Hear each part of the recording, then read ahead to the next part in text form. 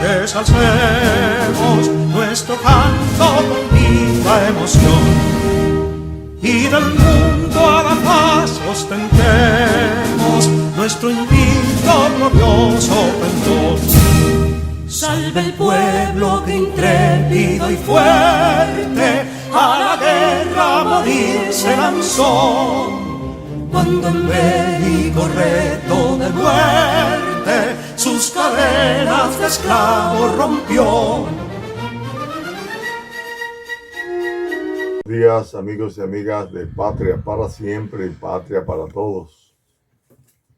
Siempre le hemos recordado en este mes que estamos en el mes de la patria,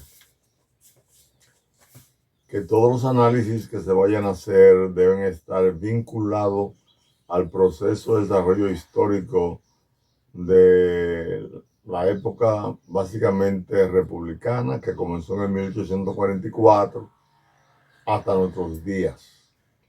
Esos análisis que hacemos entonces, al pensar en la patria, pensar en su historia, pensar en la Constitución, bueno, pues nos conforma una especie de proyecto de nación. Al proyectar un proyecto de nación, repetimos entonces que los análisis hay que hacerlo con una visión global de lo particular a lo general y de lo general a lo particular. Por ejemplo, recordamos que ya hemos comentado en este mes que las elecciones municipales se celebran en el mes de la patria, que las elecciones presidenciales y congresuales se celebran en el mes de mayo, que es el mes del ajusticiamiento del tirano más grande que tuvimos y posiblemente América, que fue Rafael Leonidas Trujillo Molina, el 30 de mayo de 1961. Y que la juramentación de los alcaldes y alcaldesas, regidores, vocales, directores, etcétera, son celebrados el 24 de abril con motivo de la Revolución Constitucionalista, que fue el tercer acontecimiento más importante de nuestra historia y el mayor del siglo XX. Luego, la juramentación del presidente en los senadores, etcétera, 16 de agosto de cada 4 años, en función de que ese 16 de agosto es el día y mes que se celebra la Guerra de la Restauración.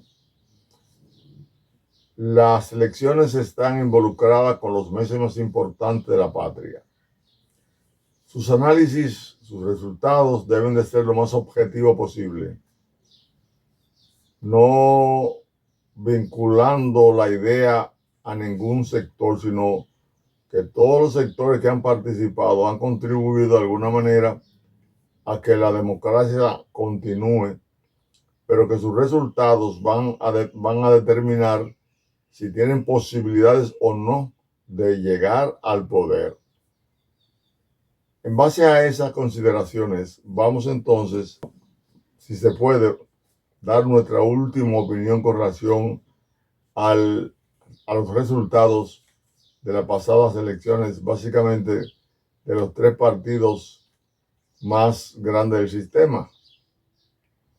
El primero fue el PRM. El PRM fue con un padrón de 3.092.389. Y votaron por ese partido 1.857.196 personas para representar un 60.05%. Y solo votaron por el PRM. Por el PLD, que tenía un padrón de 2.177.036 afiliados en el padrón, votaron por él 873.181, es decir, un 40%, 40.10 votó por el PLD.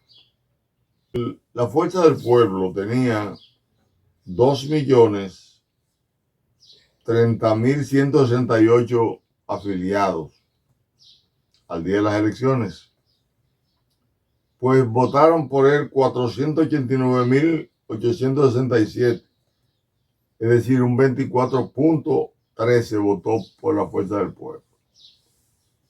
El porcentaje de abstención entonces del PRM fue de 39.95%, por debajo de la media de votación que se ha calculado en 47.3 y también se ha calculado en 53 y tanto. Pero como quiera, la abstención del PRM fue debajo del promedio. Mucha gente fueron a votar por el partido de gobierno, por la causa que se han establecido y por otra que nosotros hemos planteado. Si así es que se entiende. Pero también por el PLD, el que fueran a votar un 40.10% significa que dejaron de votar una abstención de 59.9%. Es una abstención muy alta, muy encima del promedio. 59.9%. Pero por la Fuerza del Pueblo, que votaron solamente un 24.13%, el 76.87% no votó. La abstención mayor que hubo fue con relación al padrón de la Fuerza del Pueblo. La segunda del PLD y la tercera la del PRM. ¿Por qué estuvieron tan desestimulados los miembros del PLD y la Fuerza del Pueblo? Esa es una pregunta que tiene que responderse objetivamente. No pueden cometer el error de plantear lo contrario de la realidad. Tienen que hacerlo en función de la realidad para poderse encontrar con resultados que a corto, mediano y largo plazo le pueda favorecer. Si se siguen engañando, entonces no van a retornar del abismo que pueden caer por la división. Porque la historia nos enseña a nosotros, y quedamos de tocar el tema hoy, no lo vamos a hacer desde Colón hasta hoy como queríamos, porque tuvimos que involucrarnos en el análisis numérico de los resultados de las elecciones municipales del 18 de febrero. Se nos fue ese tiempo ahí, o invertimos ese tiempo ahí. Pero recordamos que la división que se dio entre Pedro Santana, quien apadrinó la presidencia de Buenaventura Báez en el 1849, y Buenaventura Báez cumplió sus 4 años. Pero Buenaventura Báez creó un liderazgo, se acercó a la iglesia mucho, un concordato, y también pudo economizar 100,000 pesos fuertes en bancos extranjeros. Santana, que gana las elecciones de 1853 y va al poder, inmediatamente se enemista con Báez, lo ve que preparó las condiciones para volver al poder, lo acusa de 1000 diabluras y lo manda entonces al exilio.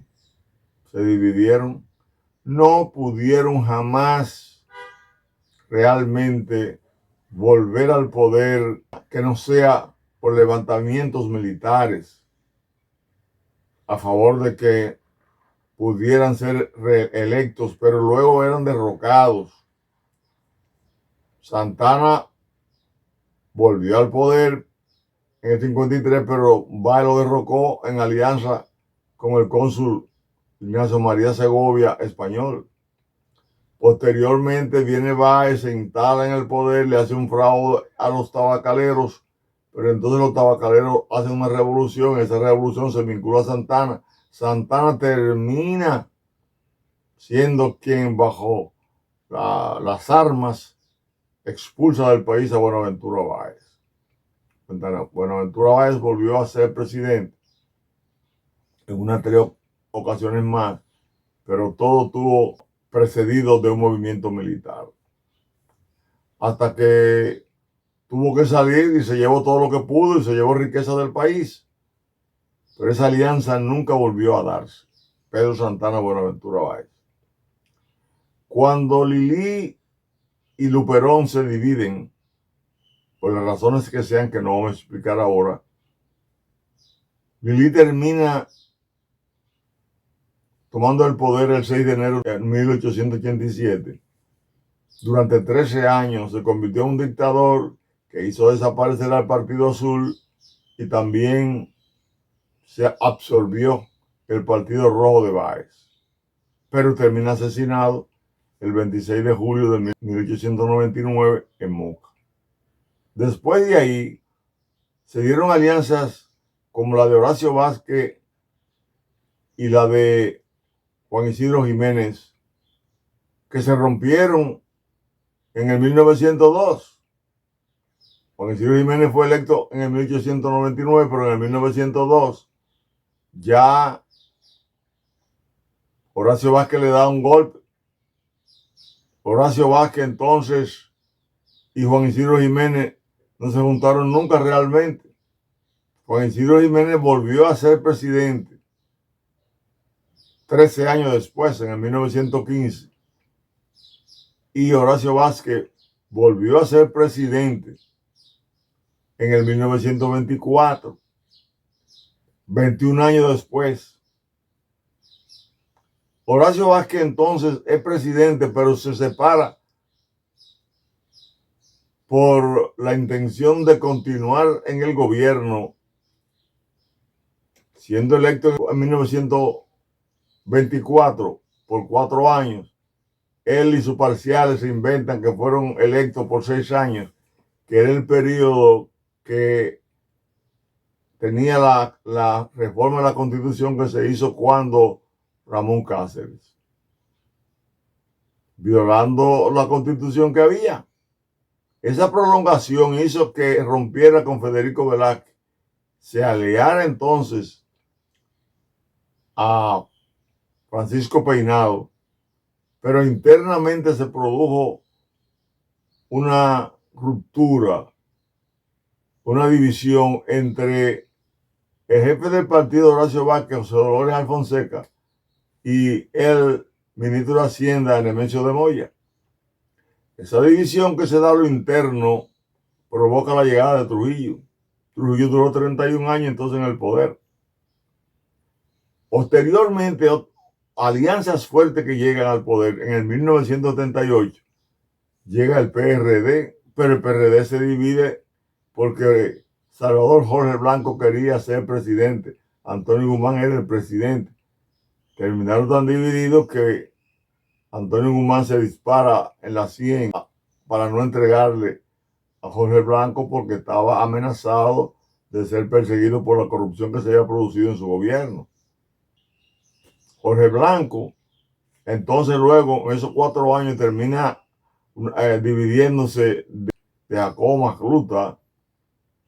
En parte, al final, Jacobo Magluta no recibe el apoyo que debe recibir.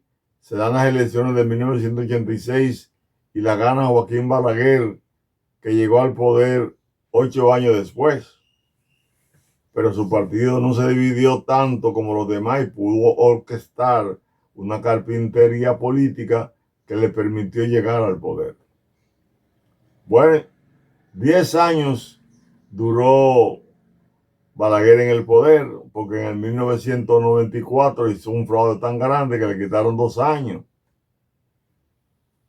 Magluta no pudo ganar nunca, estuvo una división con Peña Gómez, y todas esas divisiones provocaron la imposibilidad durante 10 años del PRD al poder. Y cuando va a llegar entonces, lo que hace que le hacen un fraude en el 1994, repetimos, y Balaguer termina endosándole el poder al PLD. Fue en el 2000 cuando el PRD volvió al poder. 14 años después, de 1986, en el 2000. Y volvió al poder el PRD ya con la ropa del PRM y con los ajustes unitarios necesarios. Pues sí que el PRD salió en el 2004, 16 años después vuelve al poder. El PLD y la Fuerza del Pueblo no se pueden vivir engañando. Si quieren volver al poder algún día por el voto popular, ni pensar que se pongan a hacer de alguna manera chanchullos para volver al poder de otra manera que no sea por elecciones. Si quieren volver por elecciones como llegaron una vez, tienen que crear las condiciones subjetivas en el seno del pueblo. ¿Para qué?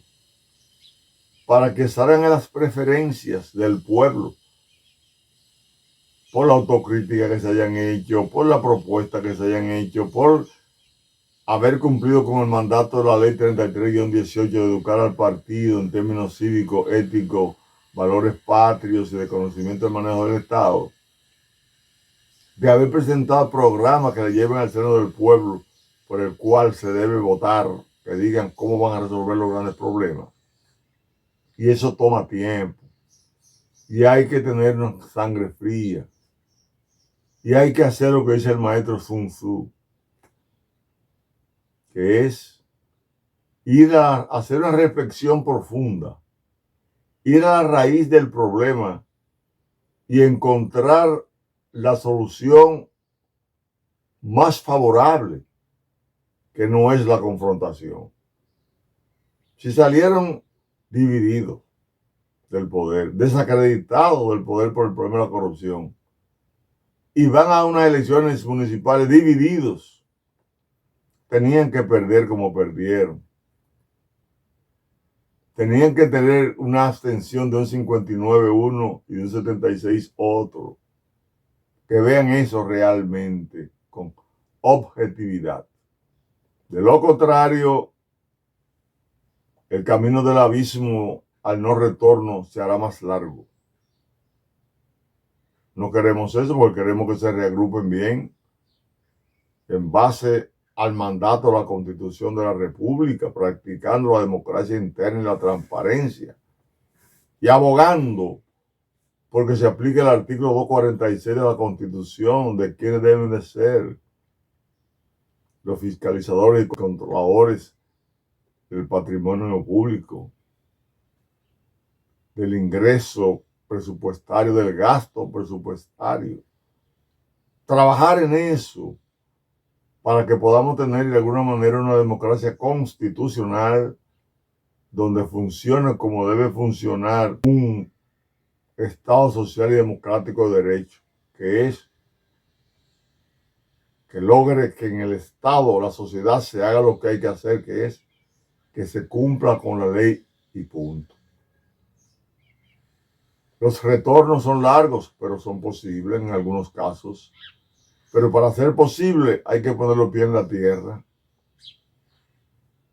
Si no, recordemos lo que dice el pueblo: el que vive de ilusiones muere de desengaño. Bendiciones.